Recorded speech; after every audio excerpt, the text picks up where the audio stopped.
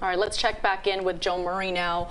Joan, something I want to start with is they talked about how this would be private, of course, but for those family members to go and visit the site, how some might want to do that, not everyone, of course, but giving them that option. It makes me think of your interview, your powerful live interview this morning with Mike Noriega, who's missing 92-year-old grandmother. They found cards and photos in the debris. I mean, can you talk more about that experience, what you learned from talking to him, and give us some perspective on what that visit might mean for these family members right now?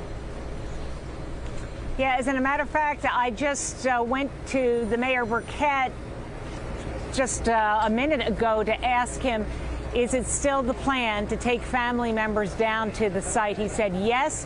He couldn't guarantee that it was going to happen today, but he said it is very important. He's been approached by so many families.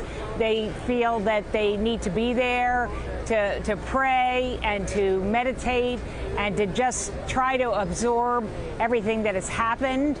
When you go through a catastrophe like we have witnessed here, it takes a while to process, so the mayor gave me assurances that he himself wants to see that happen because so many families believe that they need to go there. How that's going to be accomplished, exactly where they're going to be allowed to stand, we don't know at this point. And I want to go back to what you were talking about earlier. We interviewed Mike Noriega, whose grandmother, she's 92, she's still missing. He and his family were there a very short time after the collapse happened early Thursday morning. And he said that is when they found those cards and pictures in the debris. It's a bit of a miracle when you consider the number of units, the pancake that are on the ground, and they were able to find that on the ground. He said that their grandmother, 92, he described her as 92, her name Hilda Noriega, 92 going, or rather 92 going on 62, very vibrant, very active, 92-year-old. The family is very close. She is considered the heartbeat of that family. They are not giving up hope. He told me at the end of that interview that they very much still hold out hope that she will be found alive. Now, the other person we talked to this morning was head of, for Florida, the fire marshal who was over all the search and rescue crews, and he gave us a lot of good information too, saying that there are 5 search and rescue teams from around Florida here on scene, and they include Miami, of course, Miami-Dade, Naples, Orlando, and Tampa. And as you can see in the aerials, there are shifts going in. It has to be done so delicately because of the nature of not hurting any of this. And also he mentioned that there's a laser on the building, and you have talked about that.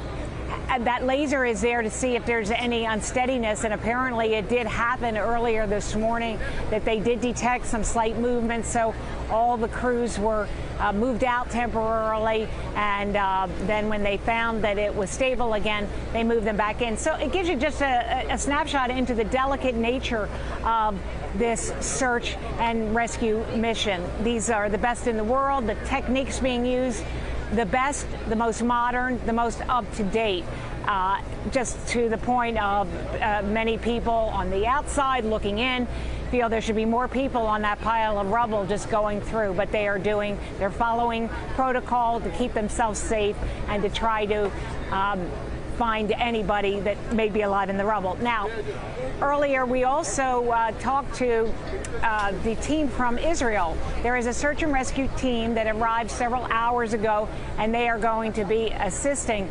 And we talked to the head of that operation. Here's what he had to say.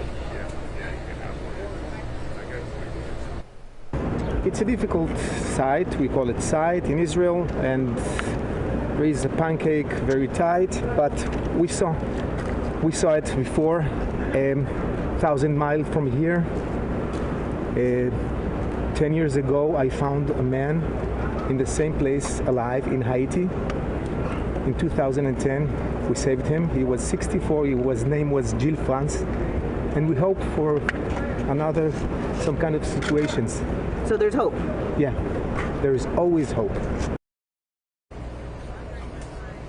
So you can see that why people do not give up hope. And there he was giving a real-life example of a similar situation where a building was pancaked. We did extensive coverage of that earthquake in Haiti. As everybody knows, there was a group of students from Lynn University in Boca Raton over there on a mission, a humanitarian mission, and several died in the collapse of a hotel that happened in Haiti. So that Israeli search and rescue director describing how they went to one of those buildings, pancake, and were able, even though some time had passed, to pull out a 64-year-old man who was alive. So it does show you that what seems impossible can sometimes become the possible.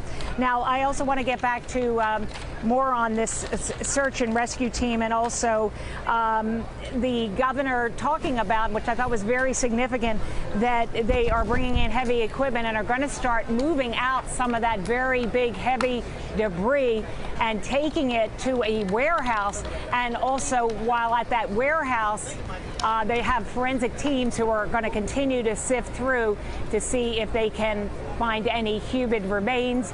As we've been telling you for the past several days, family members are going into the reunification center just north of here. They have been given DNA samples. They are doing some DNA testing on scene, and also there will be more DNA testing once all that debris is getting to that warehouse. So a lot of new information. The biggest takeaway, though, that the mayor confirming that 9 people now deceased. Back to you. And something we keep hearing, there's always hope from all of these first responders referring specific incidents where they were able to find survivors. So let's just keep that hope.